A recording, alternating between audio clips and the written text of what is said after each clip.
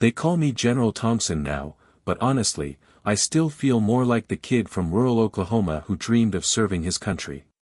The brass on my shoulders feels heavy sometimes, a constant reminder of the responsibilities I bear and the sacrifices made. I've just returned stateside after a long tour overseeing operations in the Middle East. It was taxing. The weight of command, the constant threat, the knowledge that every decision could mean life or death for those under my charge. It changes a man.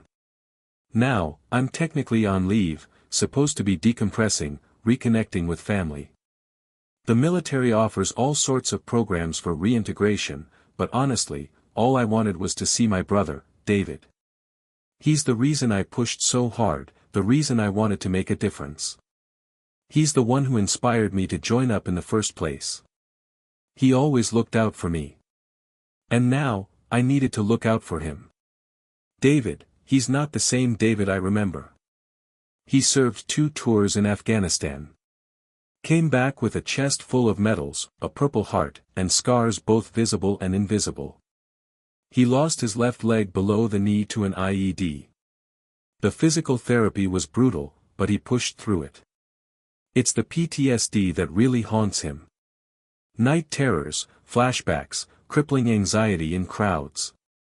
He tries to hide it, puts on a brave face, but I see it. He's fiercely independent, almost stubbornly so. Refuses to be pitied, refuses to be treated like he's helpless. That's why he insisted on living alone, even though I offered to have him stay with me. He found a small place in a gated community, said it was quiet and safe. The controlled environment appealed to him, the predictability. He just needed a little peace, a little normalcy. He deserves that much, after everything he's been through. He needs a ramp for easier access, and sometimes his medication makes it hard to keep up with yard work, but that's it. Simple accommodations for a hero. Harmony Glades, the sign read as I drove through the pristine gates. It was sickeningly perfect. Manicured lawns, identical houses painted in approved pastel shades, not a single weed dared poke its head through the meticulously arranged flower beds. It was the kind of place where the residents probably measured their grass blades with a ruler. An eerie silence hung in the air, broken only by the distant hum of a lawnmower, undoubtedly operated by a professional landscaping crew enforcing HOA standards.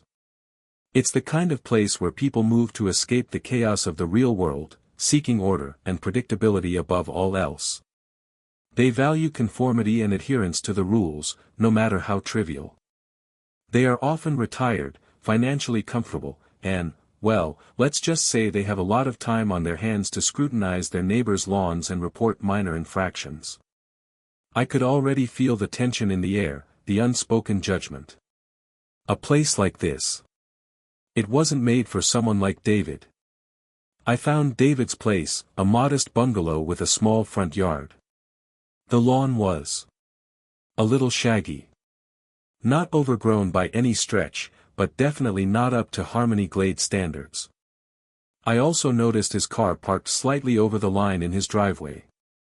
He had a disabled parking placard, but the HOA apparently didn't care. He'd told me about it.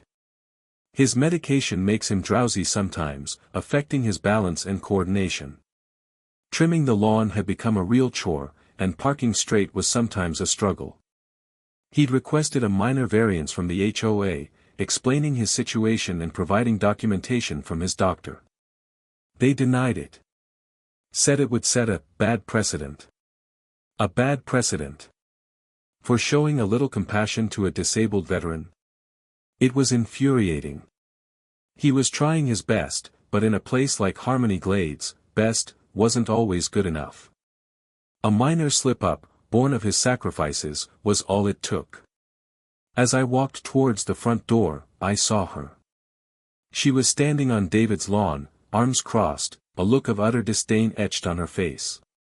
Karen, I later learned her name was. Classic Karen. Sunglasses perched atop her perfectly coiffed blonde hair, a designer handbag slung over her shoulder, and an expression that suggested she just smelled something unpleasant, which, in her mind, was probably David's slightly overgrown lawn. She was already berating him, her voice sharp and piercing, even from a distance. "This is unacceptable, Mr. Thompson. You've been warned. The HOA rules are very clear." I could hear the entitlement dripping from every word, the complete lack of empathy or understanding. She was treating him like a misbehaving child, not a decorated veteran who had sacrificed everything for his country.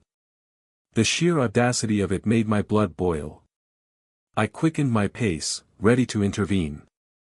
This wasn't just about a lawn anymore. This was about basic human decency. "I understand, ma'am," David was saying, his voice strained but polite. "I've been having a bit of a tough time lately. I'm working on getting it taken care of." He gestured towards his prosthetic leg. "It's not always easy." But Karen wasn't listening. "Excuses, Mr. Thompson. Excuses. We all have our challenges. That's no reason to let your property fall into disrepair. This reflects poorly on the entire community." Her voice rose with each word, becoming increasingly shrill. She pointed a manicured finger at his car. "And that parking. You're over the line. It's a safety hazard." David tried to explain about his medication, about the difficulty he sometimes had with his balance. He even showed her the denial letter from the HOA. But she just scoffed. "I don't care about your sob stories, Mr. Thompson. You knew the rules when you moved in. Now, comply, or there will be consequences." Her face was red with anger, her eyes narrowed into slits. It was clear that reason and compassion were completely absent from this woman's vocabulary. I was about to step in when Karen pulled out her phone. "I've had enough of this," she shrieked. "I'm calling the police." David visibly recoiled. I knew how much he hated confrontation, how much the sight of law enforcement triggered his PTSD. He stammered, "Ma'am, please, there's no need for that. I'll take care of it. Just give me some time." But Karen was already dialing. "Yes, hello. I need to report a disturbance. I have a threatening individual refusing to comply with HOA regulations. He's being aggressive and disruptive. I feel unsafe." "Threatening? Aggressive? David?" The man couldn't hurt a fly, especially with his disability. She was twisting the truth, exaggerating everything to paint him as some kind of menace. It was a blatant abuse of power, weaponizing the police against a vulnerable veteran over a petty lawn dispute. The injustice of it was staggering. I knew I had to act fast. The police arrived with flashing lights and a sense of urgency that was completely disproportionate to the situation.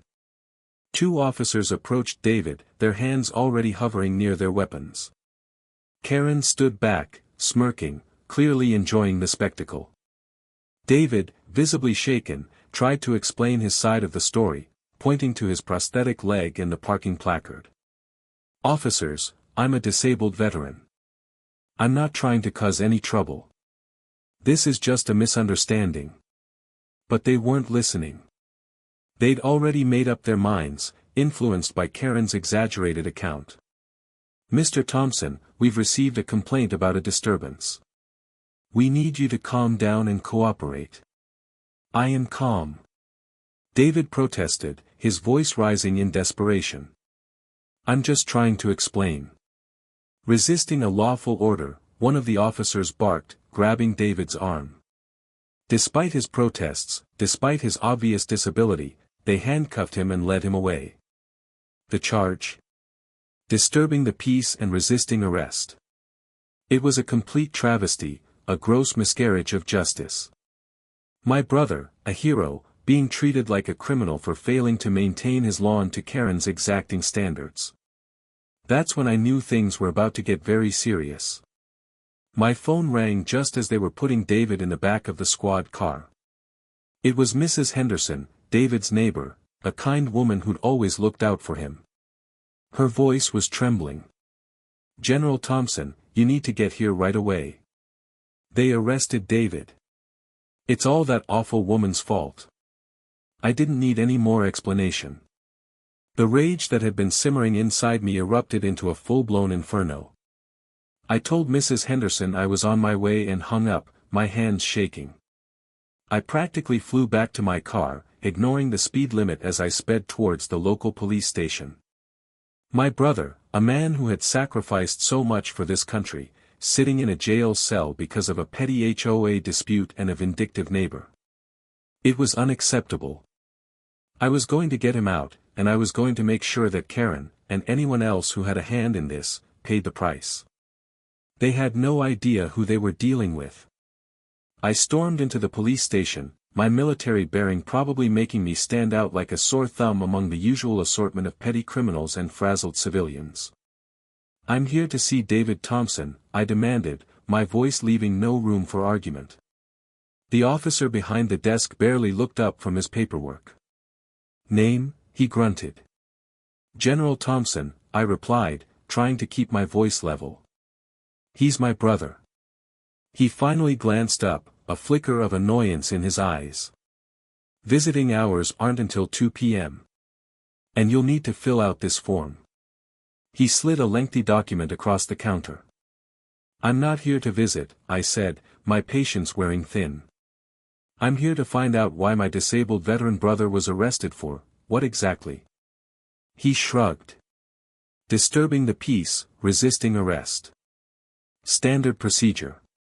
He'll be arraigned tomorrow." "Standard procedure?" I repeated, incredulous. "He has a prosthetic leg. He's clearly not a threat to anyone. I want to see the arresting officers. I want to see the report." "Look, General," he said, his tone dismissive. "We're busy here. Just fill out the form and come back later." It was clear I was getting nowhere. They were treating me like any other concerned relative, dismissing my concerns and hiding behind bureaucratic red tape. They had no idea who they were dealing with, and I was quickly losing my patience. "That's enough," I said, my voice now dangerously low. Years of command, of controlling my emotions under immense pressure, allowed me to harness my anger into a focused, potent force. I leaned forward, placing both hands firmly on the counter, my eyes locked on the officers. "I am General Marcus Thompson. I recently commanded all U.S. forces in the CENTCOM area of responsibility. My brother is a decorated veteran who served 2 tours in Afghanistan and lost a leg for this country. He deserves respect, and he deserves answers. Now, I am ordering you to get your supervisor, and I want to see the report on my brother's arrest immediately. Do you understand?" The officer's eyes widened. The dismissive smirk vanished, replaced by a look of dawning realization and, frankly, fear. He swallowed hard, his Adam's apple bobbing nervously. "Yes, sir. Right away, sir." He scrambled to his feet, practically tripping over himself as he hurried towards a back office. The atmosphere in the room shifted palpably. The other officers, who had been casually observing the exchange, suddenly straightened up, their faces etched with concern. The game had changed. Within minutes, I was face to face with Captain Miller, the station commander. He was all apologies and assurances, his demeanor a complete 180 from the desk officer's earlier dismissiveness. He promised a full and thorough internal investigation into the circumstances surrounding David's arrest. "General Thompson, I assure you, we take these matters very seriously," Captain Miller said, his voice oozing sincerity. "We'll be reviewing the body cam footage, interviewing the officers involved, and speaking with the complainant, Ms. Karen, I believe." I pressed him. "I want to know why my brother was arrested in the first place. He's a disabled veteran. He's clearly not a threat. Was there any attempt to verify Ms. Karen's claims before taking him into custody?" Captain Miller squirmed. "Well, sir, we have to respond to all calls for service. But I assure you, we'll get to the bottom of this. If there was any wrongdoing on the part of our officers, or if Ms. Karen made false statements, appropriate action will be taken." I made it clear that appropriate action was the only acceptable outcome. The wheels of justice, it seemed, could turn remarkably quickly when a four-star general was involved. While the police conducted their internal investigation, I wasn't content to sit idly by. I had resources, connections, and a burning desire to uncover the truth about Karen. I contacted a few trusted colleagues, people who knew how to discreetly gather information. What they found was disturbing. Karen wasn't just a zealous HOA member, she was a serial harasser. She had a history of targeting vulnerable residents in Harmony Glades, the elderly, single parents, people with disabilities, for minor infractions, often exaggerating the violations and making their lives miserable. There were whispers of past lawsuits, complaints filed with the HOA, and even a restraining order that had been briefly in place against her. It was a pattern of behavior, a clear indication that she wasn't just enforcing the rules, she was actively preying on those she perceived as weak. She was a bully, hiding behind the veneer of community standards, and I was determined to expose her. This wasn't just about David anymore, it was about protecting others from her reign of terror. I found Karen tending her meticulously manicured rose bushes in her front yard. She looked up, a flicker of surprise, and perhaps a hint of apprehension, crossing her face when she saw me. "General Thompson," she said, her voice tight. "What can I do for you?" "I think you know exactly what you've done, Ms. Karen," I replied, my voice cold and devoid of any warmth. "I know about David. I know about the police report. And I know about your history of harassing other residents in this community." I laid out the facts, one by one, detailing the information I had gathered. I told her about the potential legal ramifications of her actions: false reporting to the police, harassment, discrimination against a disabled veteran. I explained that I intended to pursue every legal avenue available to me, not just to protect David, but to protect everyone else in Harmony Glades from her abuse. "You thought you could get away with this because you saw my brother as vulnerable," I said, my eyes boring into hers. "You were wrong. You messed with the wrong family." But Karen didn't back down. Instead, she doubled down, her face hardening with defiance. "You have no right to come here and threaten me," she snapped. "I was simply enforcing the HOA rules. Your brother is in violation, and he needs to be held accountable." She attempted to discredit me, questioning my motives and suggesting that I was abusing my position to bully a concerned citizen. She even tried to spin the narrative, claiming that David was a danger to the community, that his unkempt lawn and careless parking were signs of a larger disregard for the rules and the safety of others. I knew she wouldn't go down without a fight. She was likely already contacting her allies within the HOA, painting herself as the victim and rallying support for her cause. She probably saw herself as a crusader, a defender of order and propriety, fighting against the forces of chaos and decline. But I knew the truth. She was a bully, and I wasn't going to let her get away with it. The news of David's arrest and my confrontation with Karen spread through Harmony Glades like wildfire.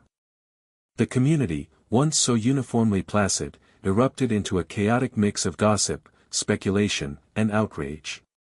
Some residents, those who had been on the receiving end of Karen's relentless enforcement of the rules, were secretly thrilled. They had long suspected her of being a bully, and they were eager to see her finally face consequences for her actions. They started sharing their own stories of harassment, building a groundswell of support for David and against Karen. But others, particularly those who had benefited from Karen's vigilance, staunchly defended her. They saw her as a champion of community standards, a bulwark against the perceived decline of Harmony Glades. They accused me of using my military rank to intimidate a harmless citizen and interfere with the proper enforcement of HOA rules. The HOA board was thrown into turmoil, with factions forming and accusations flying. Harmony Glades was no longer a haven of tranquility, it was a battleground. The HOA's internal squabbles were irrelevant to me. My focus was on holding Karen accountable for her actions. I hired a top-notch legal team, and we began building a case against her. We were preparing to sue her for harassment, discrimination against a disabled veteran, and potentially for false reporting to the police. The evidence was overwhelming. We had witness statements from other residents who had been victimized by her, documentation of her previous HOA violations, and the police body cam footage that clearly showed her exaggerating the situation to justify David's arrest. We even had evidence that she had been aware of David's disability and had deliberately targeted him because of it. This wasn't just about punishing Karen, it was about sending a message. A message that bullying and discrimination would not be tolerated, that veterans deserved respect, and that no one was above the law, not even a zealous HOA member with a penchant for power. I was determined to make her pay for what she had done. As the legal action against Karen gained momentum, something remarkable happened. Other residents of Harmony Glades, those who had suffered in silence for years under her reign of terror, began to come forward. They shared their stories of petty fines, unwarranted warnings, and relentless harassment. They spoke of the fear and anxiety that Karen had instilled in them, the feeling of being constantly scrutinized and judged. They revealed how she had targeted them for their age, their ethnicity, their financial status, or their physical limitations. Their support was invaluable. It not only strengthened our case against Karen but also provided David with a sense of validation and vindication. He realized that he wasn't alone, that others had suffered at her hands, and that he was now part of a larger movement to bring her to justice. The tide was turning. Karen's carefully constructed facade of respectability was crumbling, and the truth was finally coming to light. Faced with the overwhelming evidence and the mounting legal pressure, Karen's defenses finally crumbled. She was forced to settle out of court, agreeing to pay a significant sum in damages to David and to several other residents she had harassed. She also faced legal penalties for making false statements to the police. But the consequences didn't end there. The HOA, now fully aware of her history of abuse, initiated proceedings to have her expelled from Harmony Glades. The same rules she had so zealously enforced were now being used against her. It was a complete and utter defeat for Karen. Her reign of terror was over, and she was finally being held accountable for her actions. While the legal victory was satisfying, the real reward was seeing the relief and gratitude on the faces of those she had victimized. They were finally free from her tyranny, and Harmony Glades could finally begin to heal. With Karen finally gone, my focus shifted back to David. The arrest had been deeply traumatizing for him, exacerbating his PTSD and shaking his faith in the system he had sworn to protect. He blamed himself, feeling like he had brought shame upon his family and his fellow veterans. I worked tirelessly to reassure him that he was not to blame, that he was a victim of injustice, and that he deserved all the support in the world.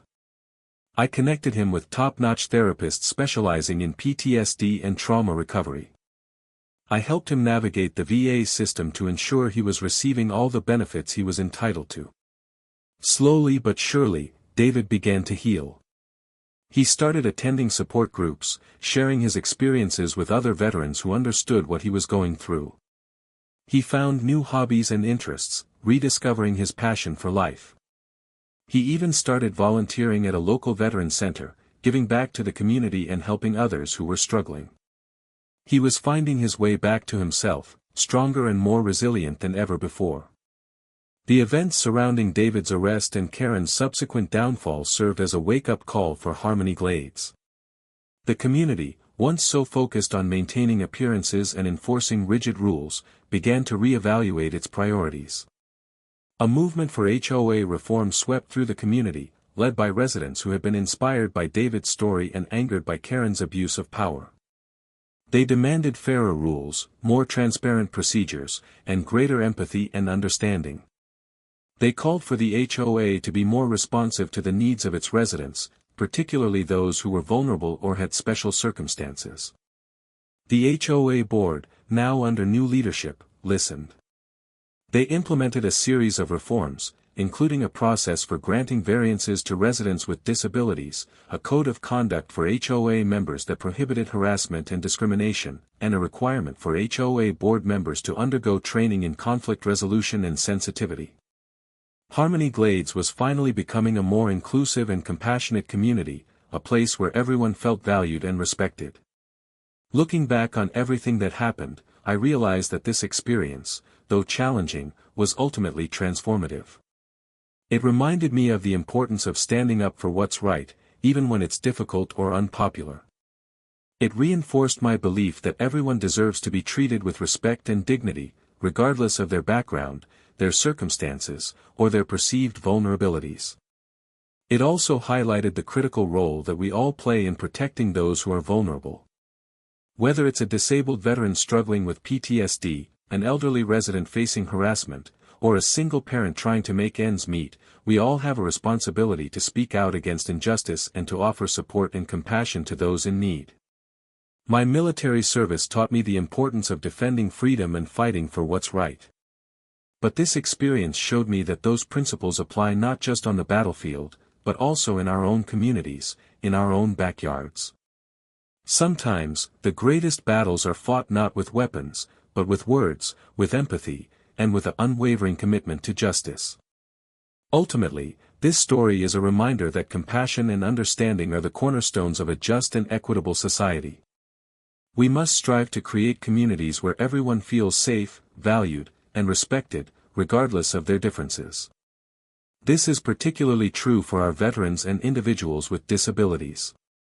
These are individuals who have sacrificed so much for our country, and they deserve our unwavering support and gratitude. They should never have to face discrimination or harassment, and they should always have access to the resources they need to live full and meaningful lives. Let us remember that true strength lies not in enforcing rigid rules and maintaining appearances, but in embracing our shared humanity and extending a helping hand to those in need.